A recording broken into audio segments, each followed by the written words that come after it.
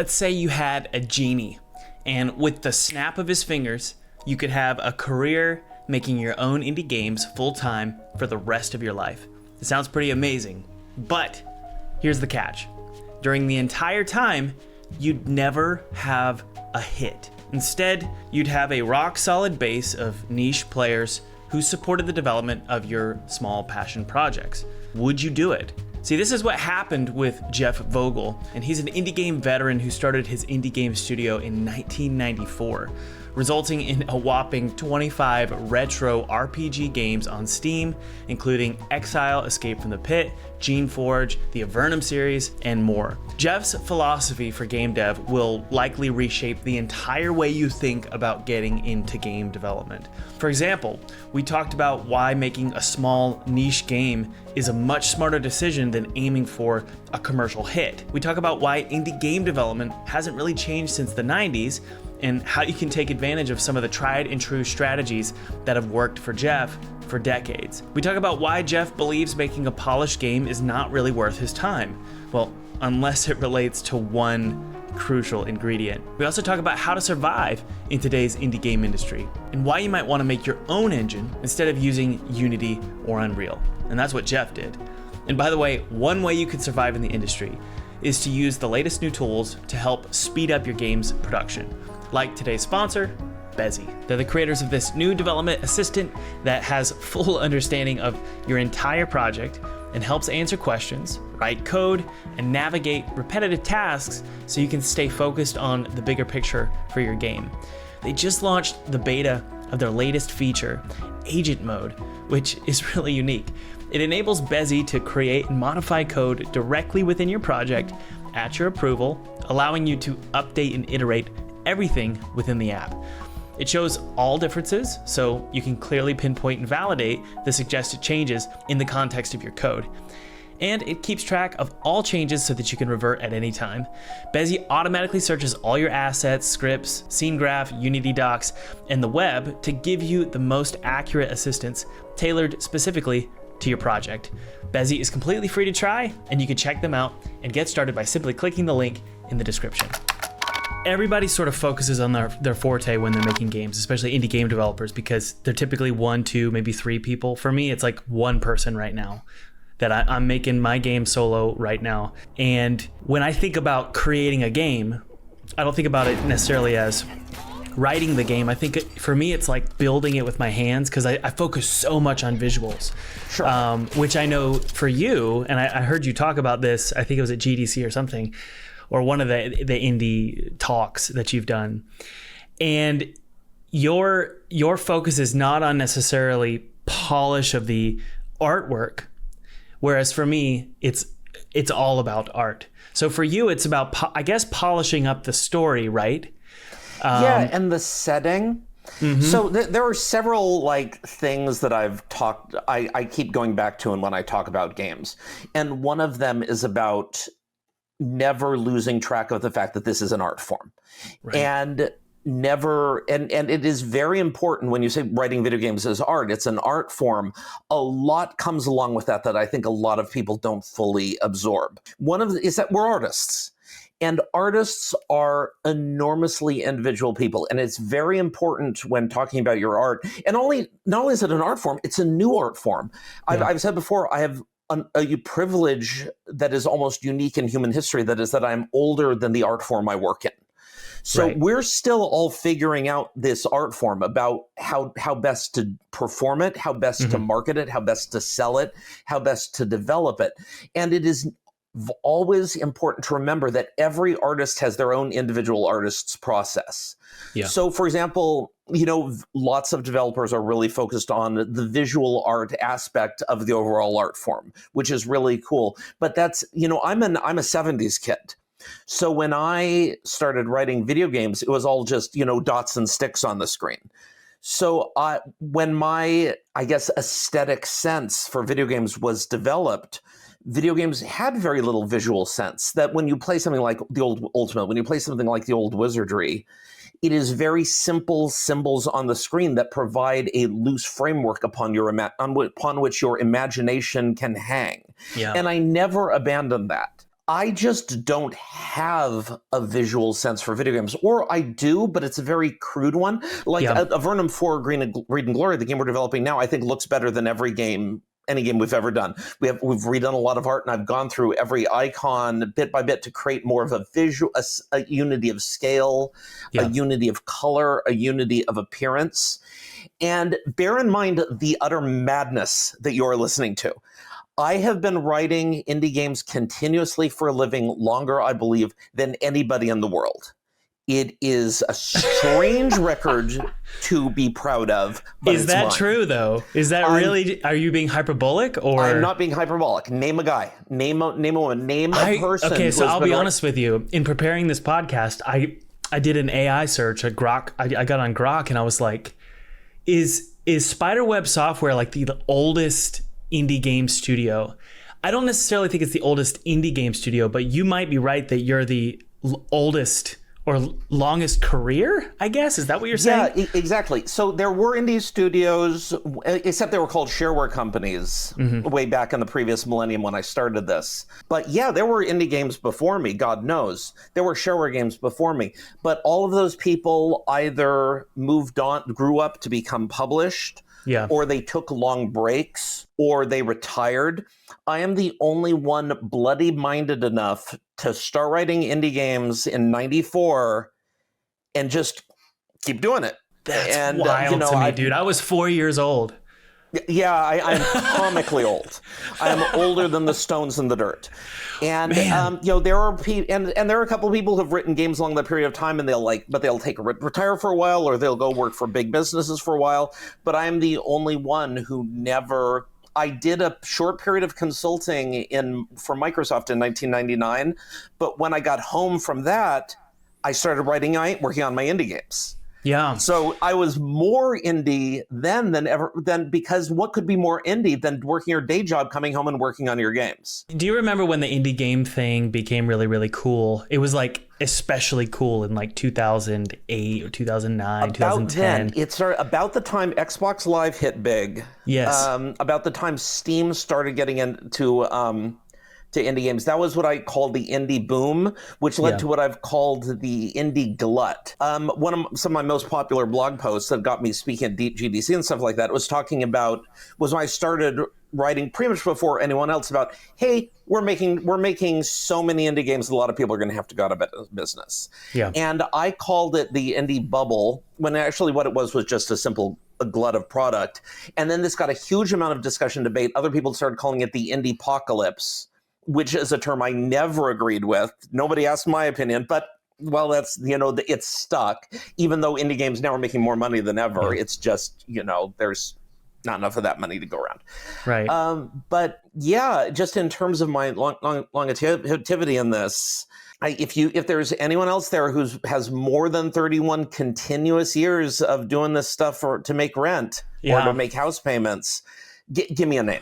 The only person I can think of. I would love to talk to that person and trade stories. I had Scott Miller on. I don't know if you know Scott Miller. No. He was the creator of 3D Realms and Apogee. Oh yeah, sure. Back in the day. He referenced it as shareware as well. And he would talk about how it's so funny how it's come full circle, but like he would talk about how the way he sold games back then was he'd do demos with CDs and magazines. Did you do the same thing? So I have to explain. This is a great time for a bit of context about how old I am in this business. So when I started my business, the World Wide Web essentially did not exist. It did exist, but it was like in forms of like two websites, like a tech demo. So how on earth, when I started selling video games, people didn't believe that it was possible to do an internet business that was not one of two things, pornography or fraud. Right. So, and no website. So how on earth would you run a small software company? You did what's called shareware. And at the time, what I'm about to describe was incredibly radical. Normally to sell a program, you had to get it put in a box and get it into Office Max or get it get a computer store, which was difficult for a long list of reasons. But someone had the brilliant idea of saying, what I'm going to say is going to sound like old hat, but it was radical at the time. I'm going to make a demo version of my program that everyone is allowed under copyright to copy and give to anyone they want. And that is where the share and shareware comes from. Again, this was a radical idea. And then, so for my games, I would release the first, say, fifth of the game. And then magazines would put it in CDs that came with the magazine. A CD is a plastic disc that contains ones and zeros. Ask your grandparents. You would so you could go to Office Max. You could buy a CD with 500 game demos, and mine would be one of them. Okay. And then you would try these demos, and you'd like one of them, and find you only got the first fifth of the game. And then you contact me for the rest of the game, and I'd say you have to give me $25, and then you would yell obscenities at me over the phone. This is how the world works. Also, and this is the most hilarious thing about shareware. Another way you got demos is you'd go to the mall, which is a collection of stores under a shared roof, ask your grandparents.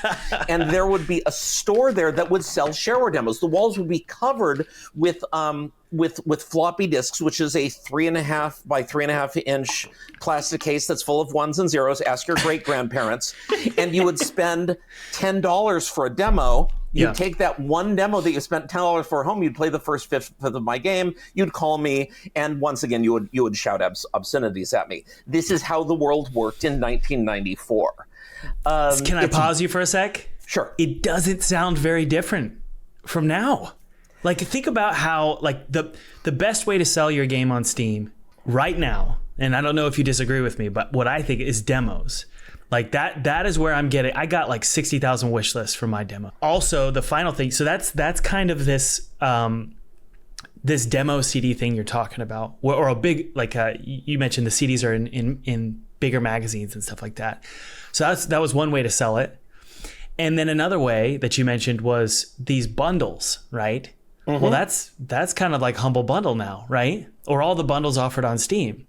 So my theory is, and I'd love your thoughts on this, my theory is, has the indie game marketing scene changed that much since the 90s? Oh yeah. Oh my God. I can't stress enough how different it is when it's on your computer, on your desktop, through the internet, and you just press a button and you get the game, as opposed to getting in the car and consuming gasoline, like burning up the bodies of dead dinosaurs, to drive 15 minutes to go into a mall and pick like a physical object. Yeah. It is simple. It's the same thing, but it's easier. But this is one of those cases where a difference in degree is a difference in kind. That it is so much easier now in every way. And so the question of demos is an interesting one, because the industry goes back and forth about whether demos are a good idea or not. We have demos on our website, but we don't have demos on Steam, because I believe in the context of Steam, for us, demos are not a good idea. I have always been an enormous booster of Steam refunds. I think that the Steam refund policy is a great place, and great thing. And I'm one of the few people who will say that the Steam refund policy, as it stands right now, is not generous enough. Because it's 2 hours right now. Is it 2 hours? If they play for 2 hours, they can refund it. I think it's 2 days. 2 days. Yeah, and I think that was the last time I tried. That's not enough. Sometimes I'll buy a game and it's a week before I can come around to trying it. I've said again and again over the years, if you're not happy with my game, I don't want your money. If someone buys my game, forgets they bought it, and absentmindedly and doesn't get around to trying it for 2 weeks and thinks it stinks, I want Steam to give them their money back. I really, honest and truly do, because I want to cut down friction. I want people to press the buy button on my game. So I want them to feel safe. I want them to feel looked after. I want them to feel that I'm going to back up my product. Well, you'll sell more copies that way. Yeah, exactly. People can be more willing to buy something if they know there's a good refund policy. So and the refund policy saves us from the hassle of making demos. We do make demos for Next Fest, but we tend to remove them because my gut feeling is that I'm sorry. Go ahead. I just said, really? That's surprising to me that you would remove the yeah, demos. My gut feeling is that for my games, a demo is not as good, and honestly, and I'll tell you why. And at this point, I'm gonna, I keep telling when people talk to me about business, I tell them I'm a grizzled old mercenary. I am a diehard campaigner of the wars. I'm an artist, but also at the end of the day, kids got to eat. So I'm gonna do what makes it sell best. And here is how the game industry and the indie game industry works in 2025. Everyone plays your game for an hour. That the vast majority of the time when I play an indie game, unless that stuff grabs me, and looking at Steam achievement percentage completions, I think this is the way most people approach most games. They're going to give them your game about an hour, 2 hours, 3 hours. They're gonna feel I got entertainment out of this. Yep. Diminishing returns are going to set in. They got 50 unplayed games in their queue. 40 indie games come out a day, and a lot of them are good. They're going to get distracted by the next shiny. So when I'm writing my game, right now I'm writing the back end of Avernum 4 Green and Glory. I'm about writing the back 10%. And in the back of my mind, it's like, very few people are going to play this. I know. Dude, I'm in the same position. But they're the dedicated fans. They're the diehards. They deserve quality content just for that support. So I'm still busting my butt to make the end of the game good, bearing in mind that maybe like 1,000 people are going to see it. And that's a lot of people in my mind.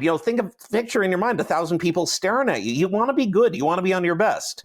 Yeah. But at the end of the day, most people are going to play your game for 2 or 3 hours, and they will be satisfied with that experience. Yeah. I never get complaints. Nobody ever sends me an email saying, I played your game 3 hours.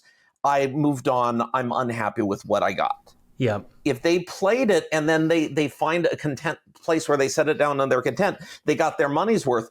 But I do not want the time when they set the game down and be content to be during a demo. Yep.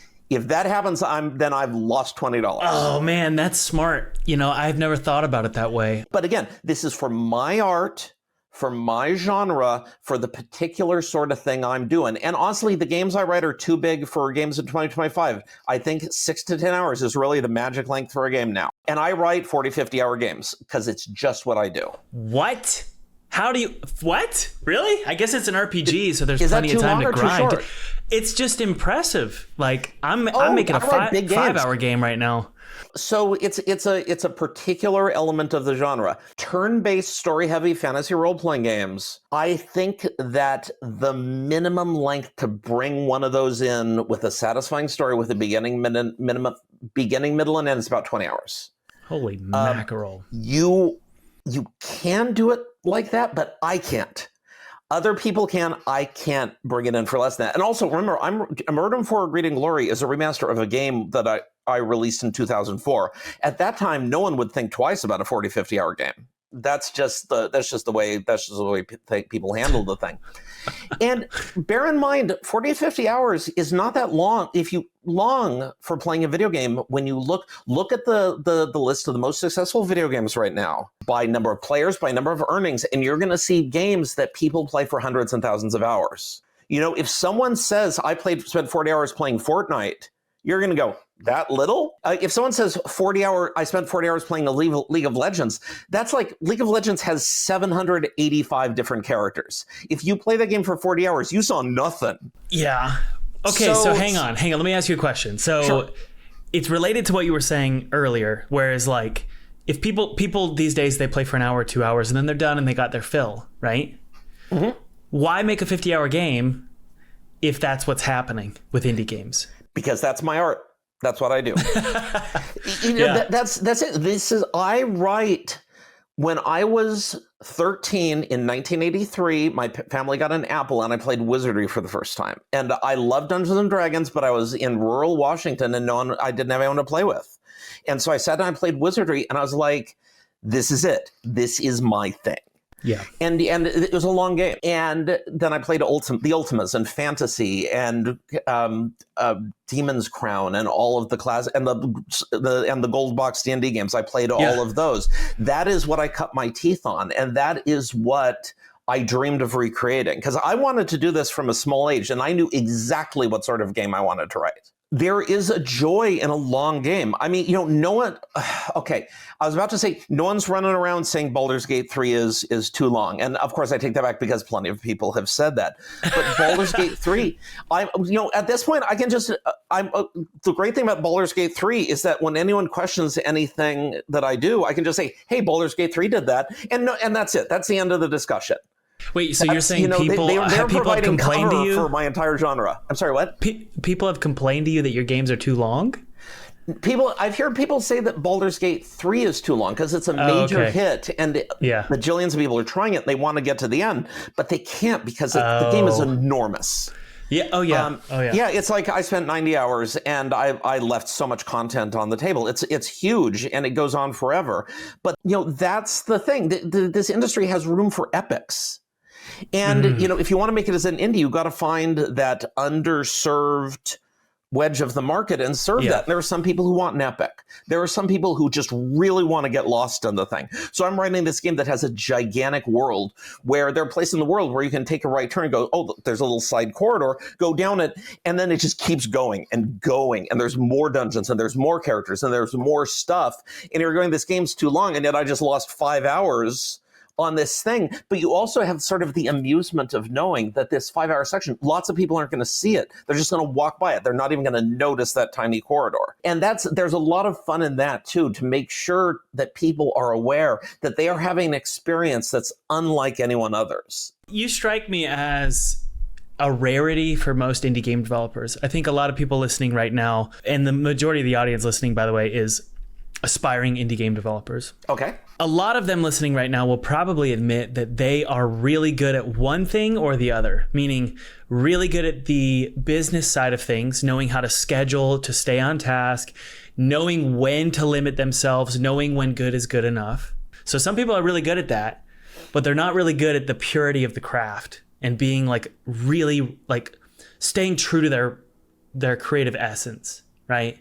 And you strike me as someone who, you're both things, because I'll listen to your talks and you're like, it's good enough, just get it done. And you said at one point, I have a quote here, you said you don't make hits.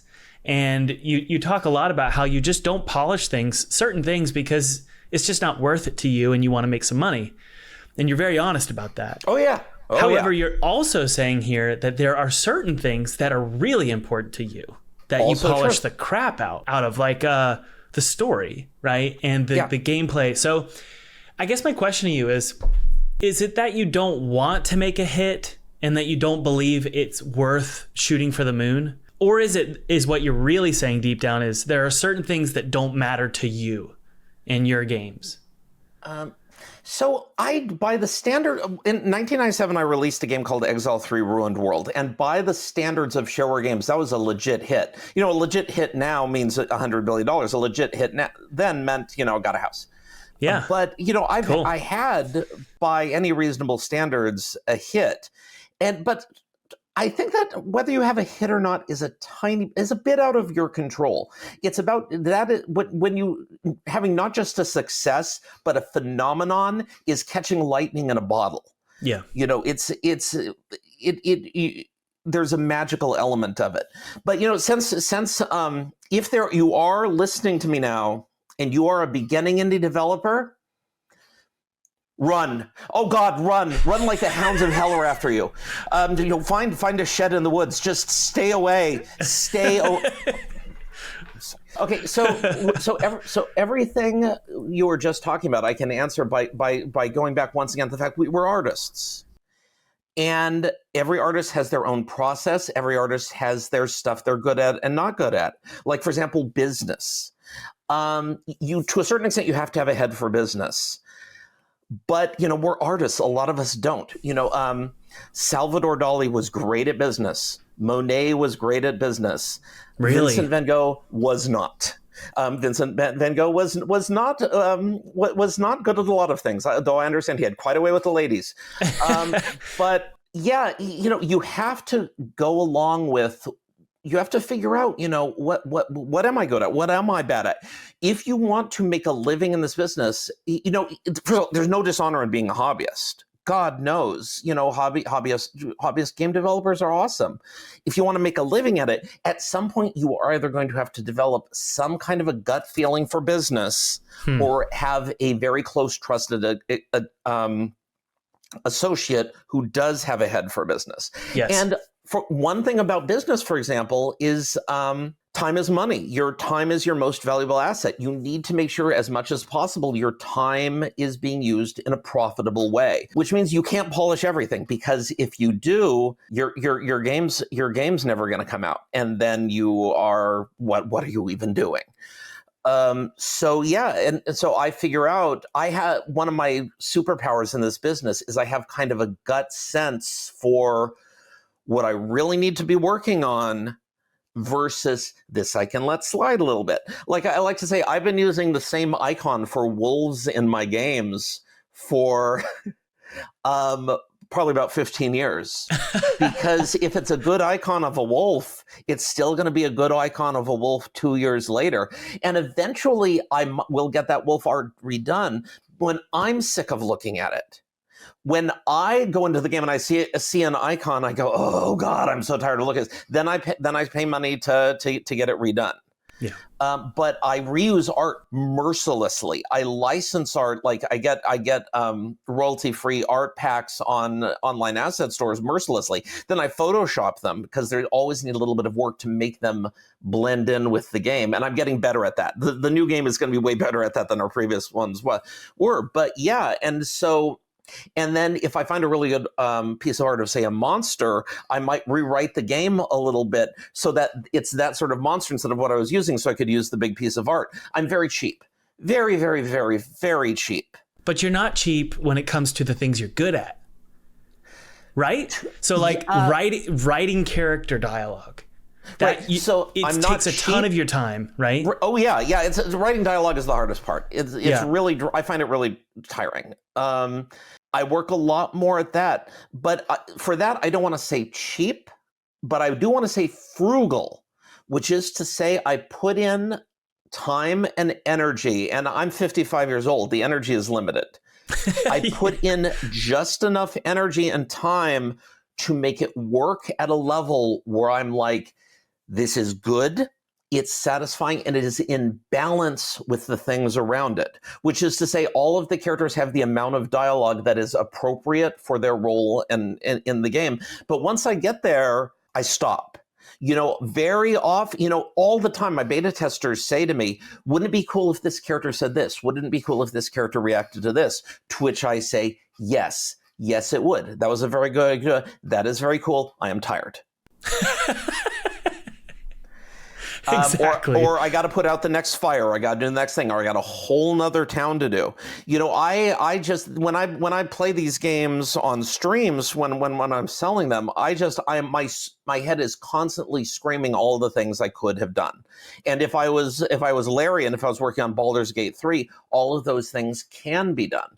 But as it is, I'm just trying to put enough into it so it feels, and I'm going to use a word that actually can become kind of a pet peeve for me. It really aggravates me in marketing, and yet sometimes it's hard not to use it. Rich. I'm trying to put enough of it that the game feels rich. The story feels rich, but as in detailed, as in it feels real, as in it's engaging.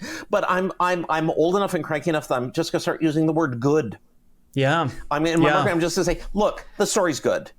I didn't half-ass it, okay? Yeah. It's got a beginning and middle and end, interesting characters and interesting choices. How do you know if it is? I got one. But I don't want to use the word rich because nobody knows what that means. Yeah, well, how do you know when you've hit good enough? I feel it. It's a feeling in my chest. It's purely up to you, not your audience. That's a question. How? And I've been asked this question before. How do you know when it's done? How do you know when it's good enough? And to which I can only say, man, that's where the art is. Yes. I have a friend who's a professional artist. His name is Phil Folio. He's been doing it a million years, and he's told me that like the art is in knowing when to stop. At getting to, and one of my favorite TV shows, Community. My favorite line from that is, "It's better than good. It's good enough." That's right. You have to just develop a sense. And for me, honestly, it is a physical feeling when I write a character, when I write a story, when I think of an idea. And it's correct and it works, I feel like a sense of craftsmanship, of satisfaction, of peace in my chest. And that's when I know I'm onto something. It's go with your gut. In video game developing and in life, your gut is a powerful resource, and it'll tell you when what you're working on is the right thing, or the right thing for you. Bear in mind, if it's perfect for you, it may still fail. But but it's the only thing you can do. When you're an artist, you have to do the art that works for you and works for your process, and that you can get up in the morning and stand to make it. Yeah. I mean, indie games so much is about finding the next hot thing and trying to copy that thing before everyone else copies that thing. And that's some people's process. It's difficult to me to comprehend that. Yeah. I know there are people out there now starting their new Vampire Survivors clone, and I don't have a personal understanding of how anyone could start a Vampire Survivors clone now. If you want to make money, here's your hot tip. Start your awesome Vampire Survivors clone in about, I'm going to say, 2032. Yep. Someone is going to write a Vampire Survivors clone in 2032, and they're going to make bank. And it'll be retro, it'll be considered retro. It's so funny you say that.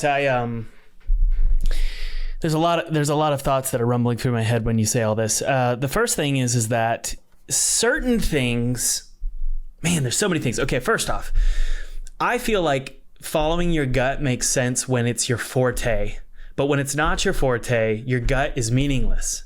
So, like, for example, I'm not a level designer. I'm not a game designer in the, like, I don't know, classical sense of like balanced mechanics. The level design is very polished and it flows well, and it's a nice puzzling environment.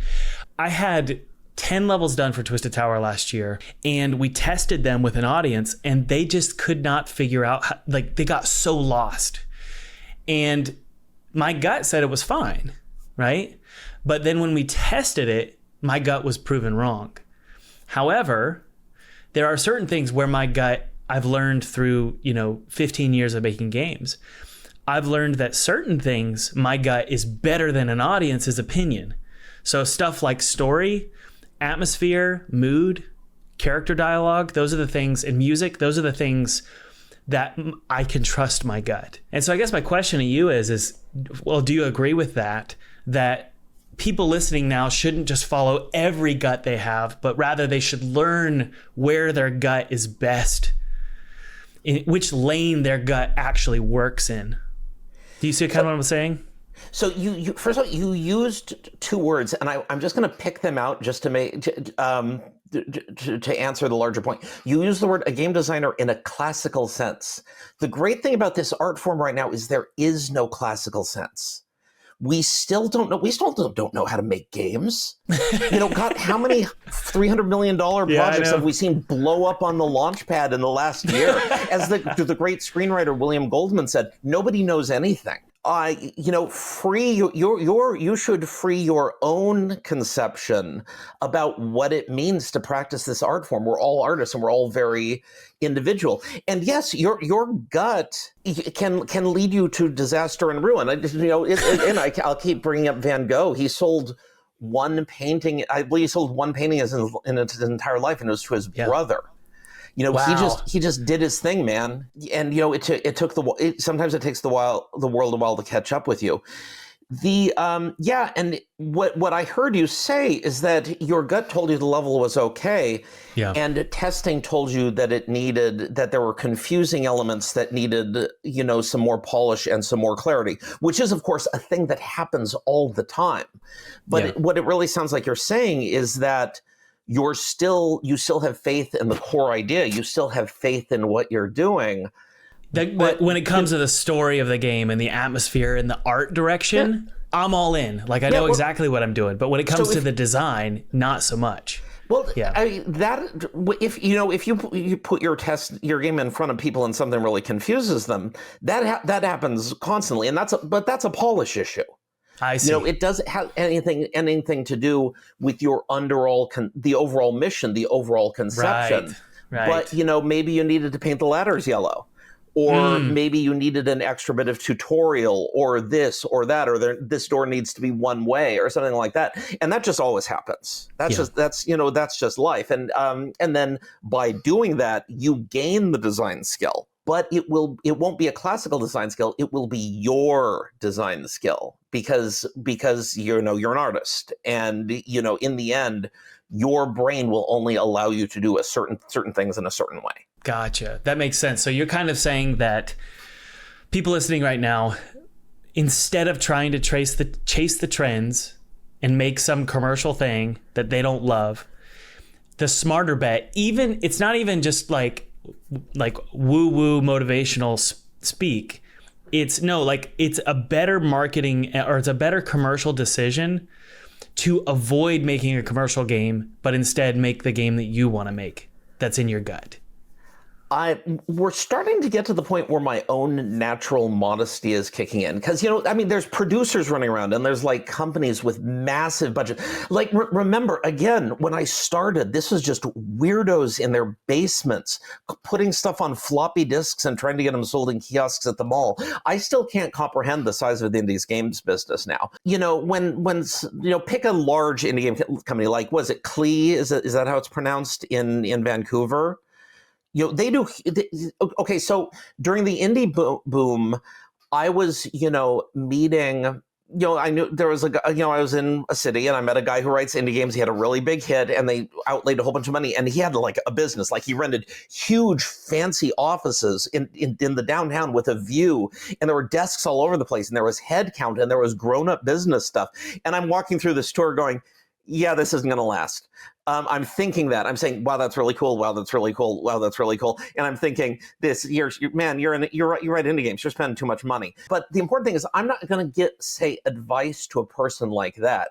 Like the guy who does Terraria, the guy who does Stardew Valley or Balatro. These people crap bigger than me. I can't give them advice.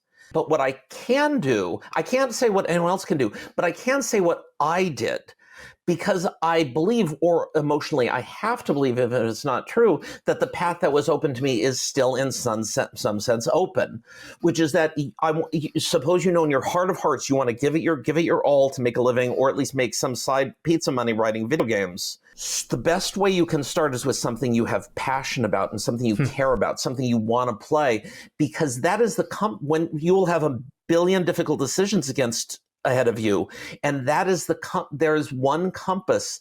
When you're lost in the fog, there is one compass that will never lead you astray, and that is your own passion and your own sense of aesthetics and your own sense of, this is what I care about, this is what I want to play. Yeah. I have said it again and again over the years. I write the sort of games I want to play. If that ever fails, I will quit this business and I will sell shoes. I can only write one sort of game. Sometimes I fantasize about writing others. Sometimes I think of other designs. I've joked years and years. I love twin stick shooters. Ever since Robotron 2084 came out in the 80s, I have loved that genre. I would love to write one someday. Don't think I ever will. But, it's fun to dream about. But I write the stuff that my brain compels me to write. I don't do marketing research because it's already been done. People like turn-based fantasy role-playing games, so I write those. Sometimes I write one where then the players go, where I try something new and the players go, yeah, this isn't really what I wanted. We're not going to spend our money. And then I'll write another thing. And then they're like, okay, yeah, you did better this time. Yeah, I found that to be true, man. Like I've been through, I think I've been making games for 15 years. Mm-hmm. And I've been through seasons of my career where I tried so hard. I was making this game called Brave Boy, and it's about this dog with a sword, and it's really playful. It's really cute. And I was making that game with this sole goal of like finding a strong hook and making it targeting a broad audience. It was like more family friendly than my typical stuff. And what's so funny is, I released the demo for that game and it just like tanked. Like nobody cared. And what I realized was, anytime I try and go in and make something commercial or try and make something that is modern for like a modern audience, it just flops. The only thing that I'm good at is what I'm interested in and what I love. Like if I truly love something, it's going to be good and people are going to love it. It just naturally works out that way. And so I think I totally agree with you. And I don't know if I would have agreed with you last year, because last year I was sort of going through this mentality of like, okay, I need to be a big boy now. I need to start being more strategic with my game ideas. I've talked to a ton of successful game devs. Like, I think I won't say who, but there was several highly successful game devs, like $4 to $10 million in gross revenue for their games.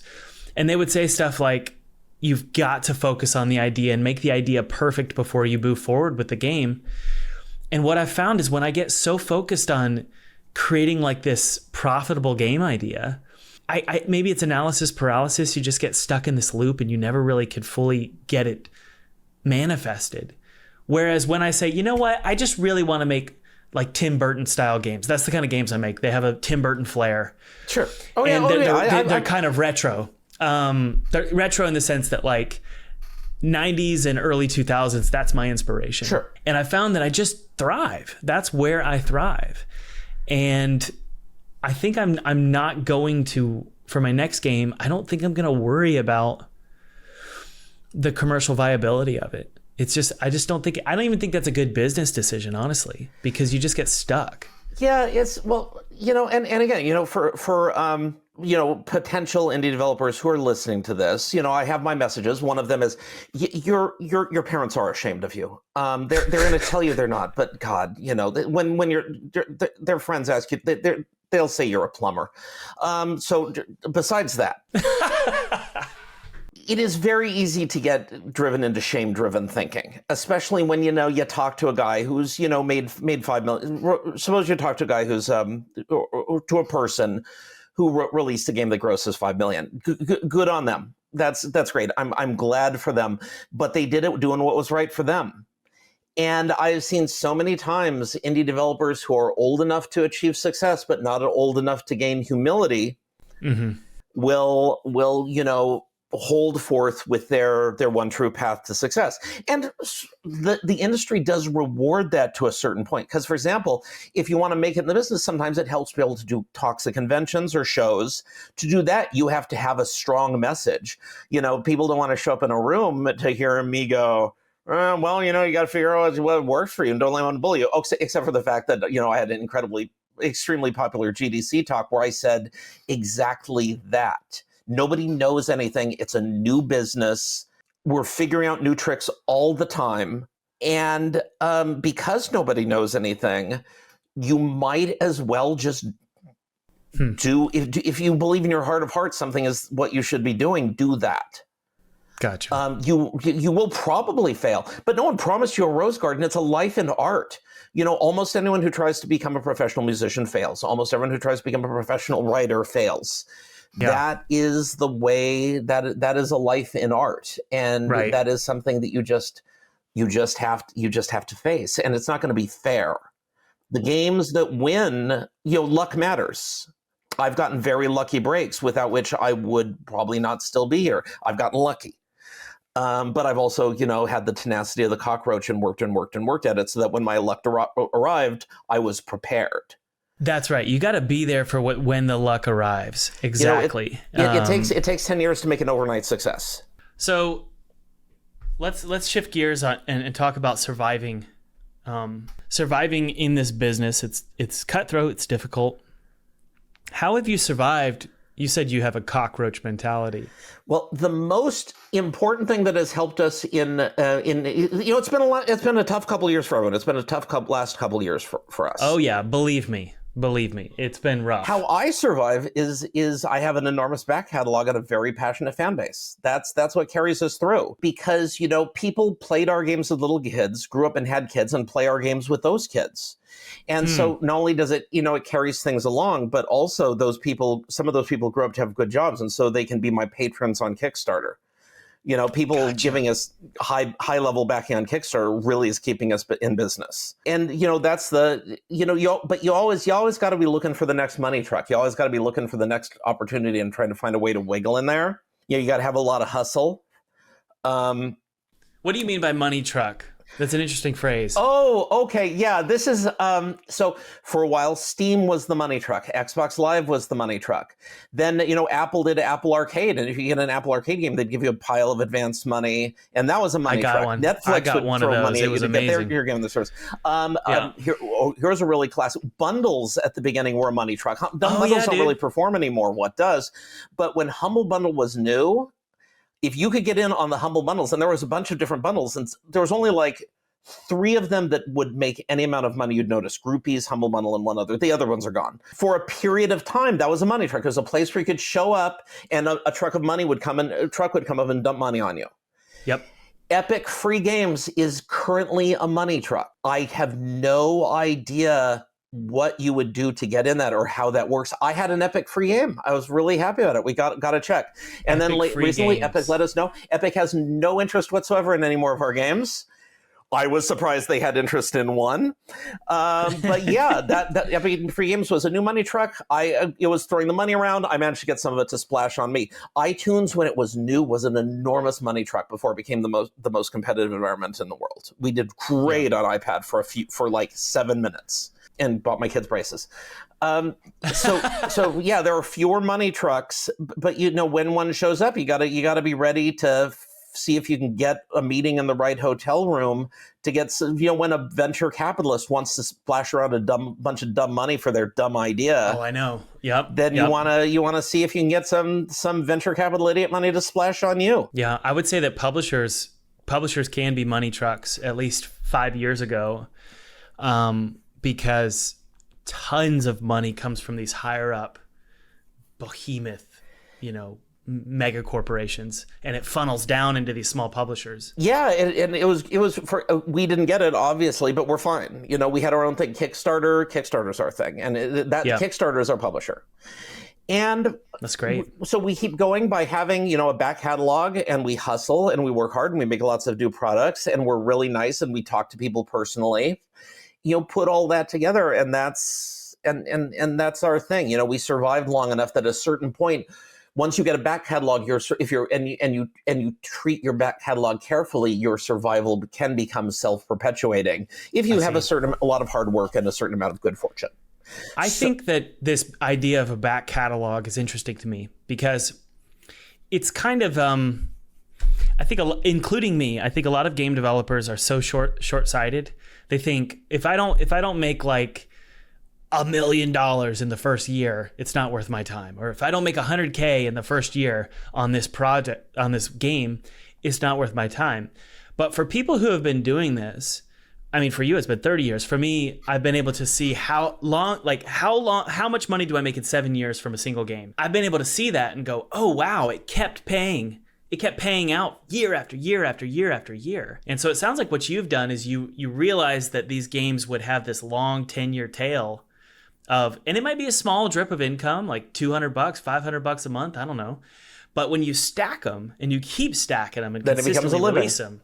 That's right. So you said, some people say, if I don't make $1 million, if I don't make $100,000, I'm gonna bail. And what some people are watching this now they're expecting me to say, oh, no, follow your dreams like a butterfly soaring through the sky. Don't let everyone, people tell you no. One of the hardest questions to answer, sometimes most people who pursue a career in art will fail. And that I'm not even gonna lie. Why would I lie about that? Because if I did lie about it, you would immediately know I was lying. Most musicians fail. You do need to, at some point, come up with a condition, a point where you can give yourself permission to say, I tried it. I'm proud of trying it. I did it. Not working out. Time for the next thing. So if you work your butt off and for your year's work, you get $100,000. Some people in the world, $100,000 is an amazing amount of money. Some people it's not. You also have to ask yourself how much you could make working a real job with the security of a real job. So and this is non-ironic advice for people who are watching this and not sure what you're going to do. Think for a minute and answer the question: when do I think I would give myself permission to move on? To say that the dream, I will become a hobbyist and I'll get a real job. And sometime, but bear in mind, that's a personal answer. I saw a GDC talk from some people who were like, we're so proud. We hold our house. We live in our car. We do itinerant farm work, but we managed to get our game on iTunes. We did it. Hooray. And I'm at dinner with the other indie developers that night. And I'm going, no. What lesson was I supposed to take from that? No, You're living in your car. That's not a viable long-term strategy. Yeah. I'm sorry. If your life plan, if your business plan if you write your business plan and on risks is carbon monoxide poisoning, look at your options. But then, these people, they released a nice game, and it became an iTunes featured game. So I'm sure that the car time was in the end justified for them. But on the other hand, it occurs to me I never saw another game from them. So maybe they're out there, going great guns, or maybe they took a wrong turn somewhere and got kidnapped by hillbillies, and they're in a mine somewhere. I don't know. Okay, this is, and I really want to say this. If you say that you will pay any price to achieve success in your art, you will eventually meet someone. As sure as God made little green apples, you will meet someone who will try to get you to pay that price. When you say, I will pay any price to get this, you have put yourself in a very dangerous position. So, accept right now that it might not work, and be ready to be, at some point, you might have to put on your parachute and bail out of the plane with your dignity intact. And just know that you are... Just by trying, 90% of success is showing up. Just by trying, there is a great honor in joining the lineage of human creation. That for all of human history, there have been artists who tried to create, and a lot of them failed. But my God, you tried. You prayed to the muses. Your prayer was not answered, but you tried, and that's noble. Yeah. There are paintings in caves. Think about how bad those artists felt. They tried to become a painter, and the people in their tribe looked at their paintings and went, "These paintings suck so much, we're going to move them down in a cave where no one's ever going to see them." And have you seen those cave paintings? They suck. It's like deers, but they're stick people. They look like crap. No wonder they moved them down into the cave. The real paintings that were good stayed above ground where they got rained on and were destroyed. It was the cave paintings that survived. I think there's a lesson in that for all of us. I love that. That's brilliant, dude. So let's see here. Let's talk about making your own engine. All right. So I've talked to Jonathan Blow as well, and he makes his own engines. And I am fascinated by people like you guys, because it's already hard enough to make games. It's already incredibly difficult. I'm using Unity, and it's so hard to make games, but I'm not making my own engine as well. So I want to know, why on earth are you making your own engines for your games? Lot of moving parts to that question. First of all, I want the source code. I'm in this for 30, 40 years. I must control the source code so that I can port it to the new computers, so that I can remaster it, so I can do this, so that I can do that. So if you have the ability to create the source create and hold onto the source code, that is enormous financial advantage over the long term. Second, remember when I started? In 1994, there were no game engines. There were barely development environments.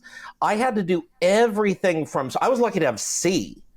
I had to do everything from scratch. Because there was nothing else, and so like Jonathan Blow, he's like me, he's an old timer. If I started now, I'd probably learn an engine, because why not? Another reason why I keep doing my own engines is because one of the things that people are most surprised about, probably the thing I say that surprises people the most, I don't actually enjoy my job very much. It's a job.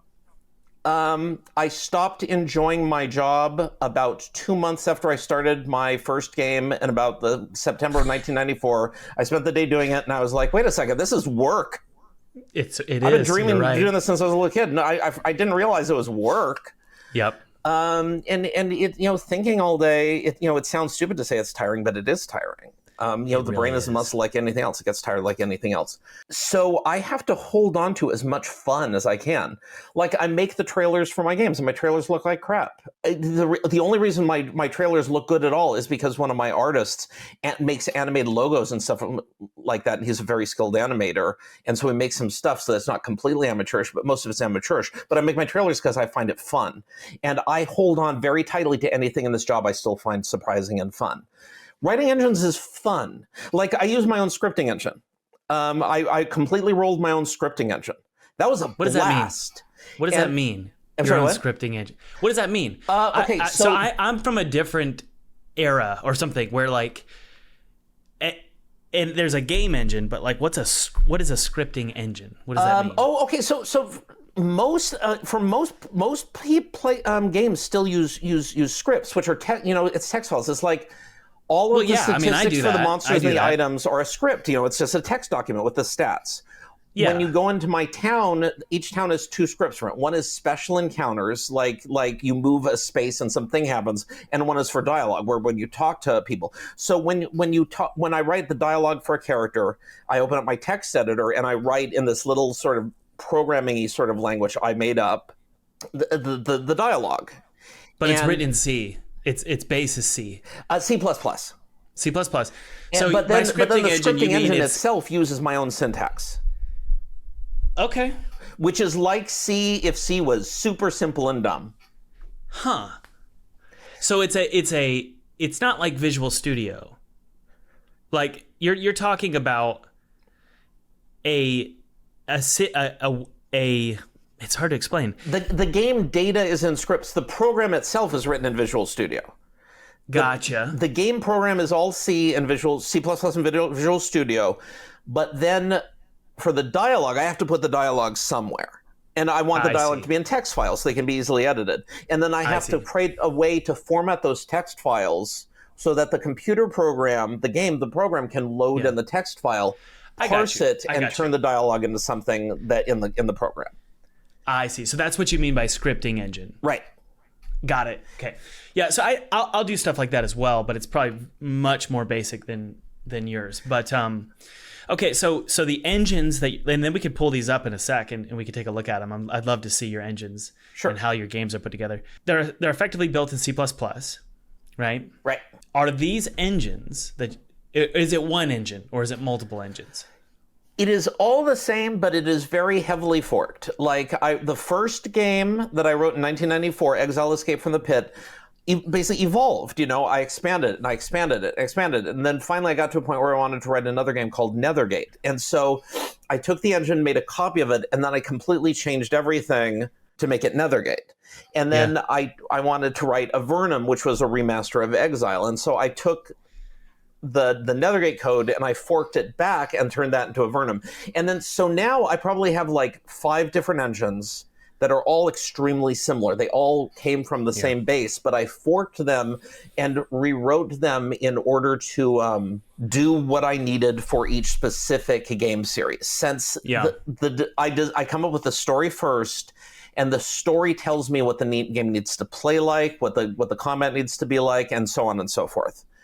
Really? But yeah, as much as possible, I write, and then for my graphics and sound engine, I use something called SDL2, which has been turned into SDL3, which is very low level. It's a very thin layer between me and the graphics hardware. And then that is also open source.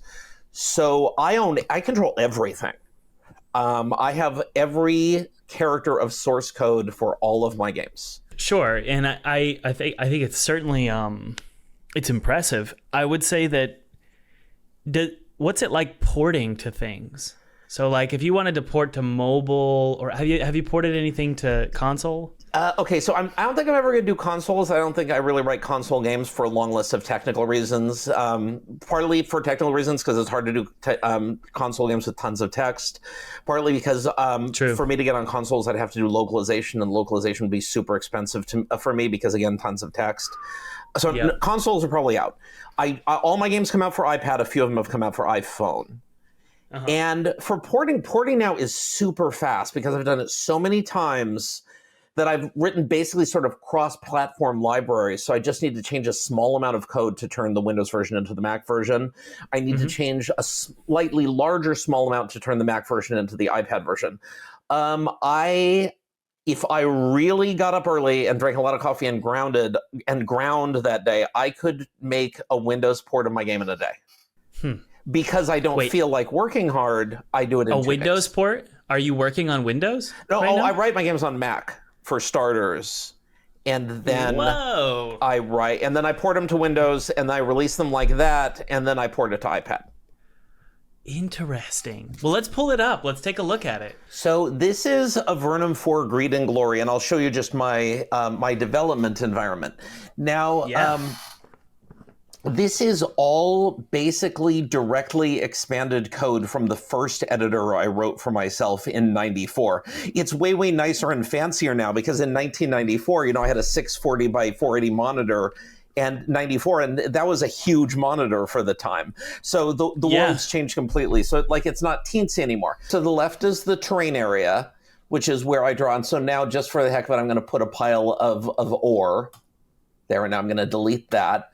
Down here is the information about the section, the information about what I'm selecting. So this is like the information about the town, what color the walls are. This is what the name of the script for the town is.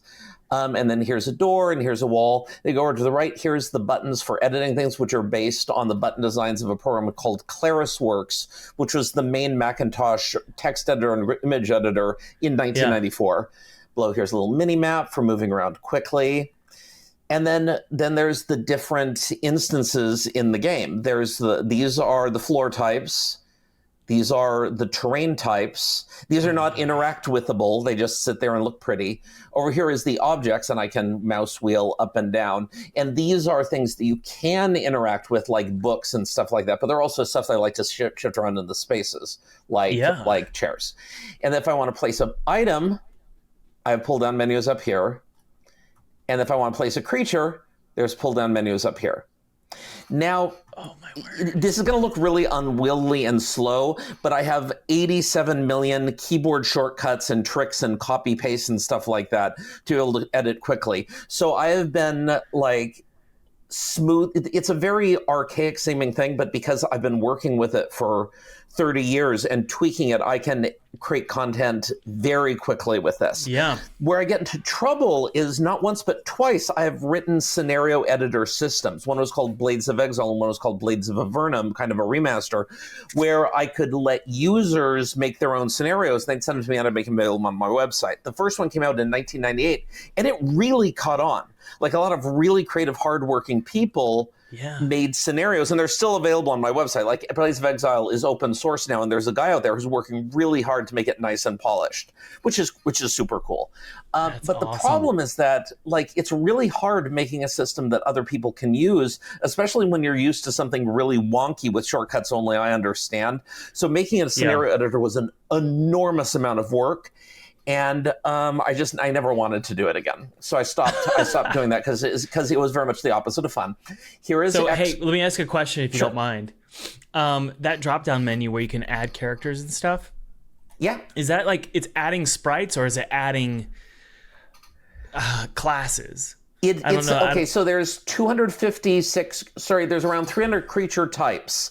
And so let me pick a monster. I'm going to pick a brain rat. And I'll select that, and I'll click here, boom.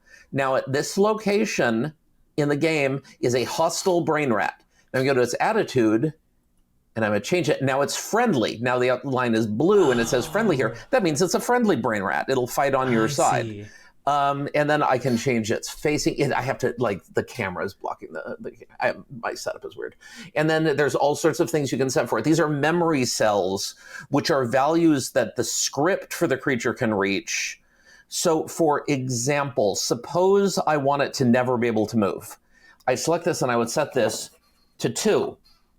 Now, when the script for this creature is loaded when you enter the town, the script will say, hey, what value is in memory cell 0? And then it'll get a 2, and it'll say, oh, that means the creature never moves. So that's an example. And Wait, why does it mean that the creature never moves? Because that's what the script knows it means. Let me bring up. I got you.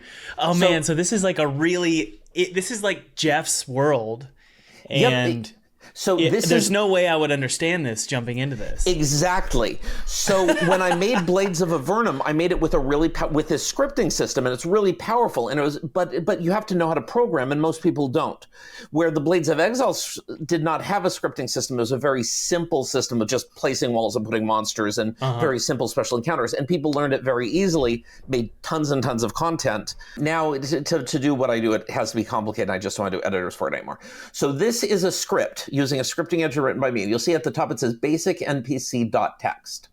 And so this is the default. If I don't specialize a script, that is a script a creature has. So now when this creature is created, it runs the code in an init state. And you'll note it says if get memory cell 0 equals 0. So when it says, so this is run inside the game.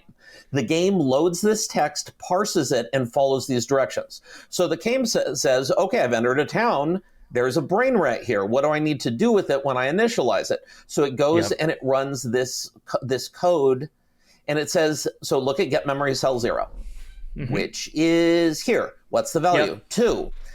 Oh, if it's equal to 2, set walk speed to 0. So that is how all of the steps for me to make a creature permanently immobile. Is there a dictionary available or like a documentation for this so you can reference it, or is it all in your head? A dictionary. Okay, so now if I'm going to go into my folder, so this document is called the Avernum 4 Scripting Guide, and it lists all of the script calls.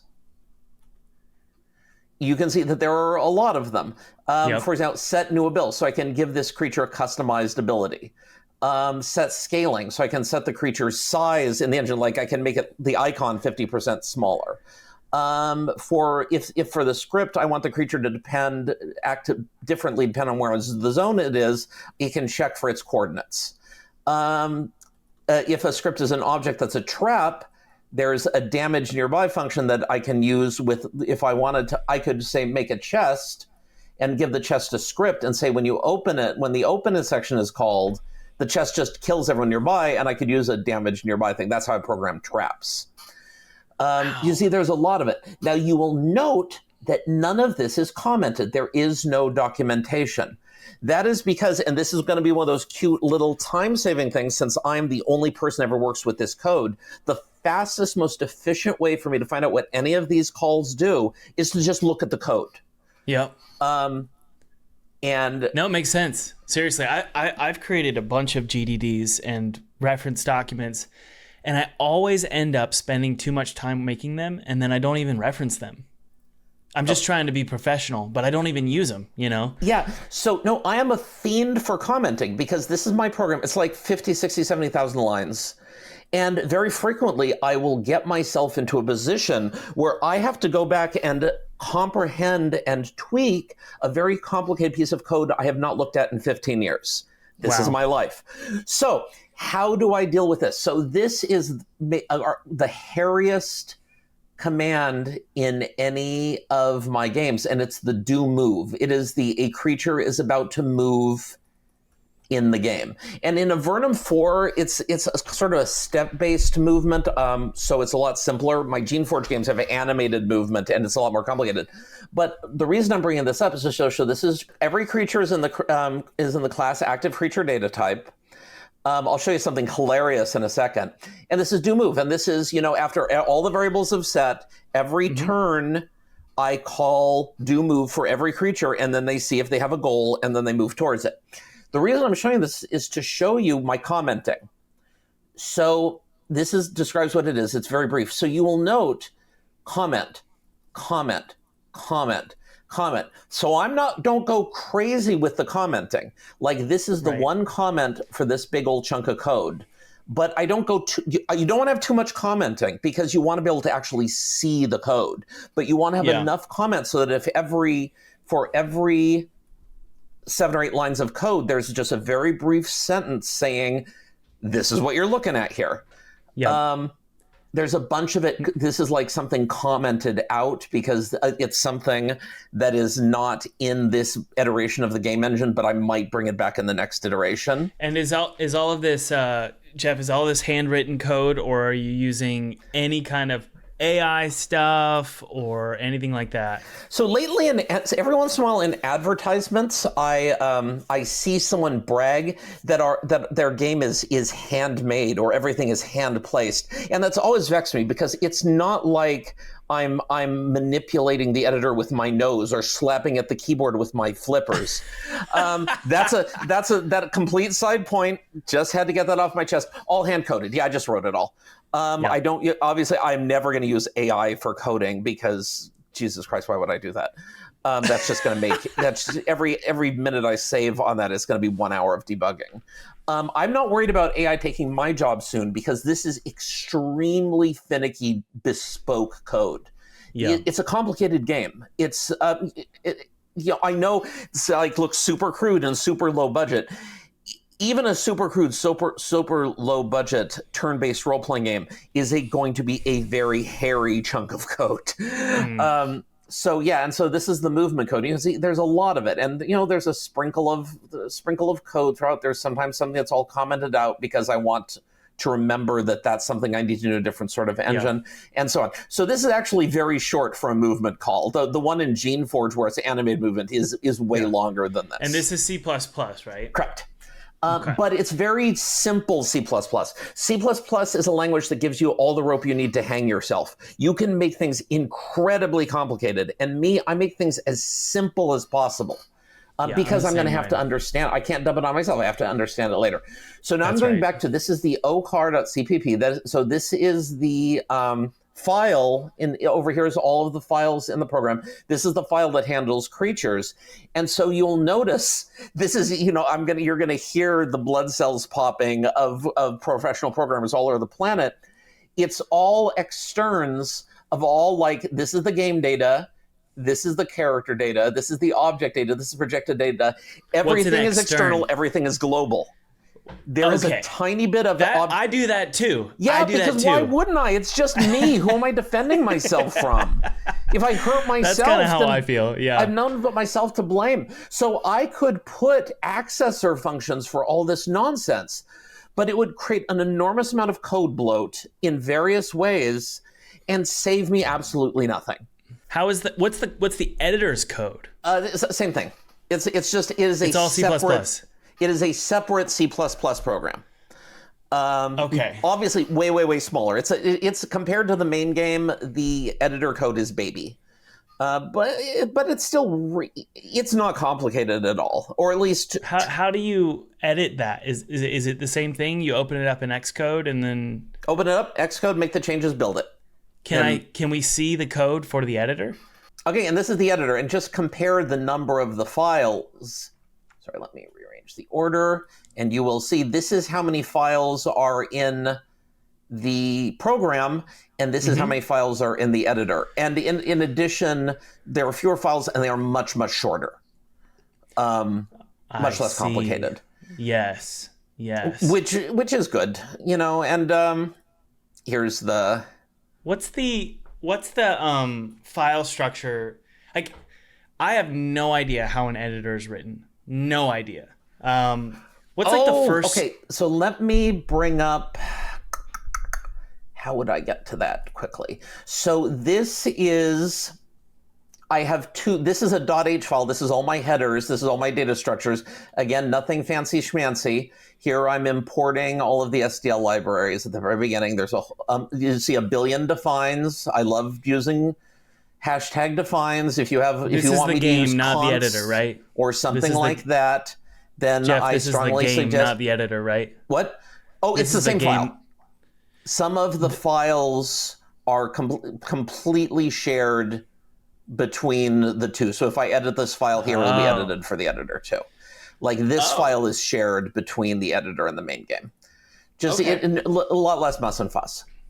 Yeah. So here's these are the two basic location structures. One is for game rect. It's which is the rectangles are stored as ints, not longs. Why not longs, Jeff? Because longs take a different number of bytes on Windows and Macintosh. So you can that's a way that things can explode when you're going. I don't know what a long is. It's on a Windows. It is a 4-byte integer. On Macintosh, it is an 8-byte integer. Okay. Oh, so you can't go over 4. On Windows, you can go over 4, but you have to do. I can't remember off the top of my head the name of an 8-byte or a 16-byte integer on Windows, but it totally exists. There's all sorts of crazy stuff you can do. Okay, so here is something you change in the editor. So suppose an object, for example, an object is a chair. Suppose I place a chair in the game. Then it's going to look for, I have a list of placed objects. It's an array, and it would find a free point in the array, and it would place the chair. It would initialize the type, which is there's a list of possible objects, and the chair has one of the numbers. Say the chair is maybe object 158 in the list of objects that can possibly exist. Put that here. It would be assigned an ID, which is a unique number that identifies every object that I use for accessing it in scripts. There's the location where it starts in the game, and this is its own type because I have to remember there's 2 floors in every dungeon, so I have to remember what floor it's on and where it's positioned. The name of its script, and these are all things I can edit. I'm going to select, since I said chair. First, I'm going to delete this mouse since I don't want it. And then I've just noticed, okay, here's a chair. So object chair, it's object 105. So in the list of objects in the section, this is object number 105. It has a unique ID, which is this. It is object type 158. So these are all the objects. And you can see I selected here object 162. So here, this is object 158. So this is this sort of chair. Let's go back. This is the script. It has the default script. Chairs don't do anything, so the default script will be a null script. It'll be just empty. And then there's 6 memory cells. If it gets a script, these can be accessed by the script to tell you special things about how the object behaves. And finally, every object has this destroyed or not destroyed state, which means that if it's destroyed, there's nothing fancy. It just means it looks all smashed up. So can I ask you a question? Sure. How does it look in play mode when you've built it? Does it look like that? Oh, yeah, that's a very good question. Let me run the game. Yes, that's what I really want to know. Is like, what I'm looking at now is a grid of information. Right, okay, what I'm going to do is I'm going to open the game. This is choice exclusive content. Totally different. Yeah, okay. So now, oh my God, yeah, it's like I should show what the game looks like. So I'm in world coordinate. I'm pointing it at with my finger like a very smart person. So the cursor here shows the coordinate of this location in the world. It's 14525. So I'm going to go in here. I'm going to bring up the my debug. This looks really pretty, Jeff. Right, port, thank you. 140, and it should teleport me to that spot. There it is. Here we are. Okay, so it's a little dark because we don't have a torch lit. But you see, so over here, you can see there's 2 ovens. Here are the 2 ovens in the game. What? Here is the chair we were just looking at. Here is how that chair looks when we're in the game. Now note, this is sort of an isometric 3D view. This is a very straight graph paper-like 2D view. How do I take what is this and process it in my mind to get an idea of what it's going to look like when it's drawn in more 3D? And the answer is that I have been doing this for 30 years and have gone slightly mad. I have suffered a sort of low-level brain damage that lets me look at this nonsense, and this is a mess. It's like, you see, an oven takes up 4 spaces, so it just draws 4 little ovens. But this is like, so here's some rubble on the ground. The rubble on the ground in here looks like this. The world's kind of dark. I apologize. So when I look at this, it only takes a moment to look at this and imagine what it will look like here, because I've been making these isometric games with this engine so long. Wow. That I'm used to it. But if I wrote an editor system like my old Blades of Exile games, people who'd be using this editor, and I experienced this when I did Blades of Avernum, had a really hard time. So I open sourced everything for the editor, and people wrote special nice 3D editors where when they edited it here, Oh, that's great. And I considered doing that, but I didn't because I'm so used to this after working Yeah, on it why not? for so many. I've worked on this for so many years. It wouldn't be faster for me. So how is the lighting handled, Jeff? Incredibly simply. The game is capable of casting a ray in engine from a location to a location, and then it looks for a lighting source. So you can see there is a lantern here. Hell, look, it's nice new human art that my Kickstarter backers helped me pay for. Bro, this is so pretty. Like, there's something beautifully retro, obviously, about it. But Yeah, it's so I'm clean. actually really happy with how it looks. I've spent a fair amount of time. There's a lot of wonkiness in the previous games of inconsistencies in scale and coloring that made it look always a tiny bit off. And now it looks a lot better. And so it's enough detail that it looks attractive, but enough not detail that it gives your imagination room to work. So this is a lantern. It's placed in the game. I'll scroll down a little bit here, and you can see here is that lantern. And when you load this section, the script will say the lantern sends light out to a radius of about 8 spaces. So it's going to cast rays out from the lantern, and you can see it tries to do a ray from the lantern to this spot. This wall blocks it, which is why the space is still dark. But here, it's free, so it can see it. And now I'll run outside really quick because it's all one giant continuous world, text description that we don't need to see because reading is lame. And now I've left town, I'm out in the world. And this is very similar to Ultima 7 in that it's one seamless world. I walked out of town and now I'm in the wilderness. And look, this looks like it's probably a ruin because, it's lock picking. I have a little lock picking thing. You can see there's rocks everywhere. I'm not 100% happy with how this terrain looks. I don't like mixing these two rocks together.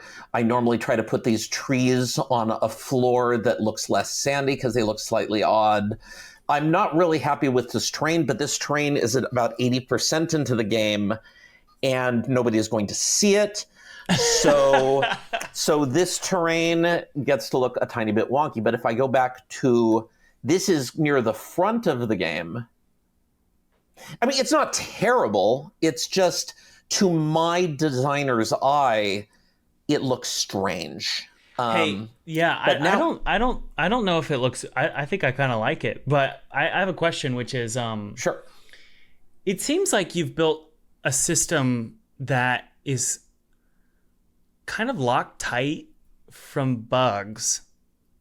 Like, just because you've built it for 15 years and you've got all these components and effectively prefabs, I don't know a better way to say it. It seems like you've just got a bunch of stuff that could just be used in new games, reused in new games. And so they're just going to work, right? Yeah, my process has gotten very clean. The first 10, 15 years, beta testing and bug fixing was a nightmare. But part of it is that I managed to come up, but it's gotten better because for two reasons. One, there are some things that are just finished and work, like the scripting engine. The scripts just work now. And part of it is that I'm a better programmer. I like, when I'm coding, sometimes I will start working on something and my spider senses start tingling and I'm like, I have to do this very carefully and I have to watch out for this mistake because I remember very well in 2005, I made this mistake and it cost me days of debugging. And so I learn, and so it gets better. Beta testing is still a hassle, but it's far less of a hassle than it was before. Yeah. And also my beta testers are super experienced and they've learned, they know the sort of mistake. When I do make a mistake, they know what that mistake is going to look like. And then they can help me spot it and debug it together. Can you show us the art in Photoshop? Let me see. I think Photoshop might be. I can launch Photoshop. My Mac really needs to be replaced. I hope everyone's enjoying my pores. I think the last thing to sort of wrap up here is I want to see how this art looks. Like, it looks beautiful in this very clean isometric. Everything's the same size. I'm curious how you handle the sizes of the canvases in Photoshop Is it all very precisely sized?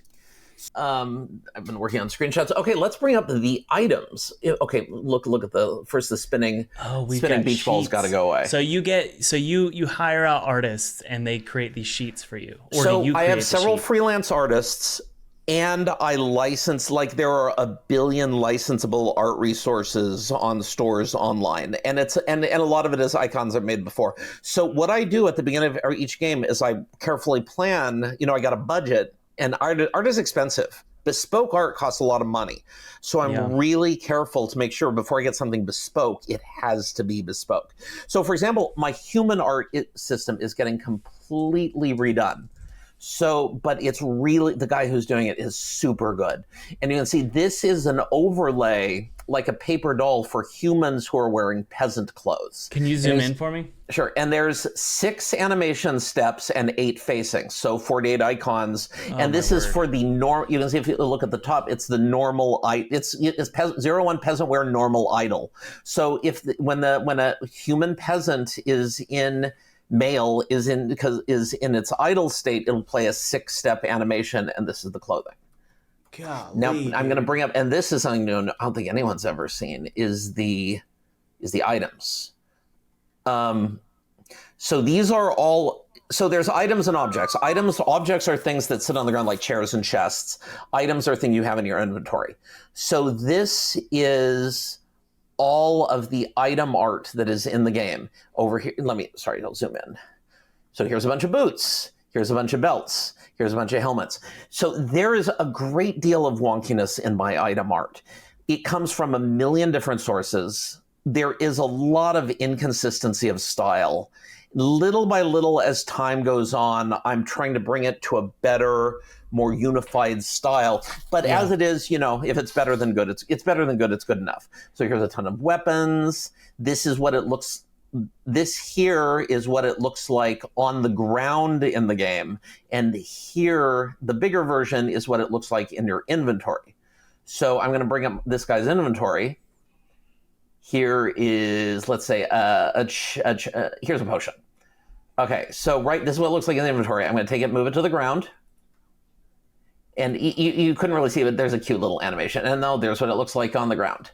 And then here's a billion little, these are all incidental items. These are not really there's a ton of items where the only reason they are there is environmental storytelling and to flesh out the world. It's a very like Ultima 7 if you're interested in ancient history, or Baldur's Gate 3. Baldur's Gate 3, the world's full of boxes of crap. But it doesn't have an in-game, like this net here. This does not have an in-game purpose. You can't pick it up and catch fish. Though that'd be cool if it was a usable item. If you were by water, you could get a fish. That would be neat, and it would take almost no time to program. I'm tired, I'm so tired. But if I put nets and a barrel of fish by a river, it tells you something about the world. It doesn't mean anything, but sure, it does things. You can. That is the art of the thing. This game is full of tons and tons of stuff that has no gameplay value. But it has emotional value. It is creating the image in your head of what this world is like. Yeah. That's especially important with these kind of isometric retro games where you're trying to do world building and do it in pretty much the only way you can. You either have to describe it with the text of the dialogue, or you have to put something into the world.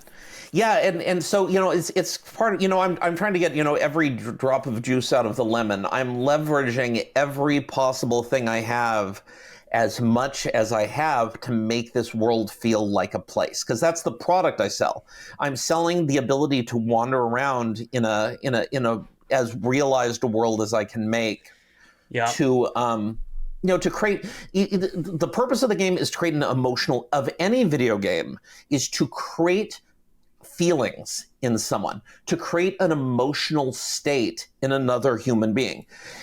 Dark Souls does this in one way. My game does it another way. Your game does it in another way. But that's what art does. When you're making art, you're trying to edit someone's brain and taking something in your brain and move it to theirs. And so every little one of these details, when I put in you open someone's dresser and you find a mirror and a pot of makeup and a comb, that has an effect on your brain. Does it have gameplay value? Right. Yes and no. I mean, it changes the way you see the world, so it changes the way you're going to interact with the world. That's gameplay value in a sense. So let me ask you this one final question here, and then we'll wrap up. So I got to run in 7 minutes. I can hear my kids about to come in my office. They always come in right at 5:30. I understand completely. One final question. What is different about how you're making this game than the games made in the 90s? Like this. Different in what sense? I guess what I'm asking is this about as pure as it gets when it comes to like how games were made in the 90s? I think so. I mean, a lot. Okay, so games in the 90s were ramping up to a modern setting, but at the same time, in the 90s, a huge setting, a AAA setting was like 20, 30, 40 people.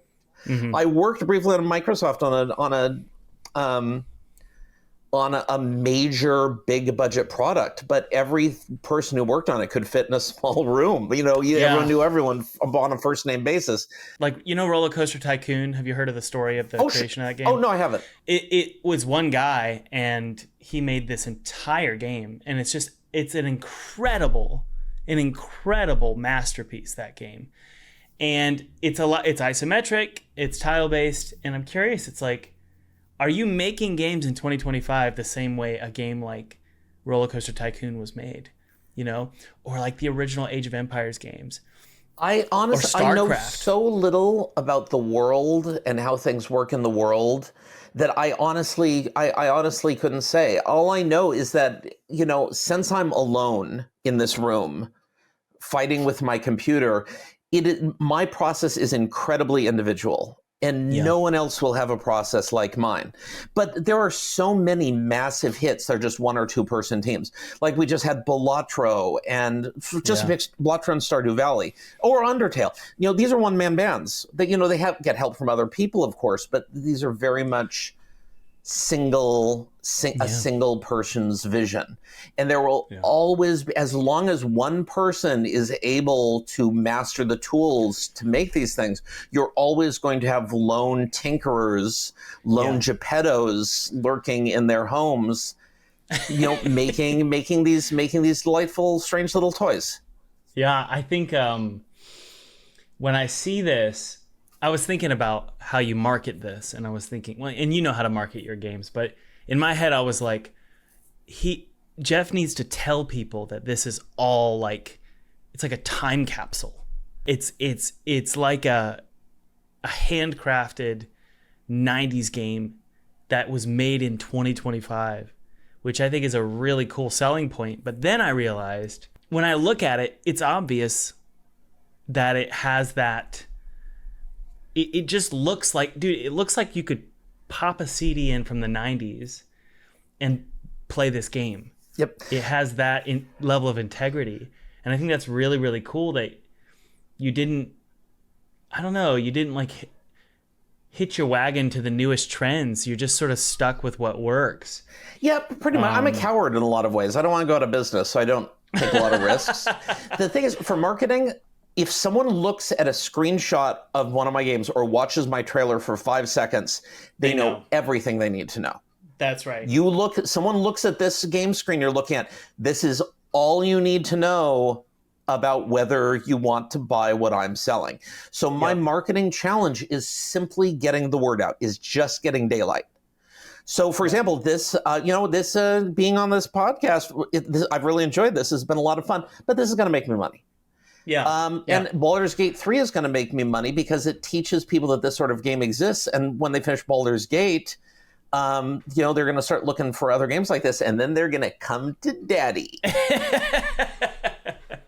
That's right. Cool, man. Well, hey, thanks for coming on. This was so great.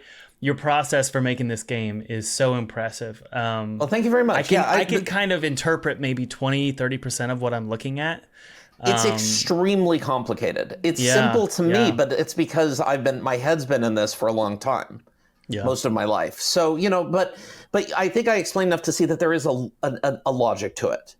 Yeah. That it's just there is. It's just seeing where it's a chain. You just have to see where the links connect. Yep. Oh man.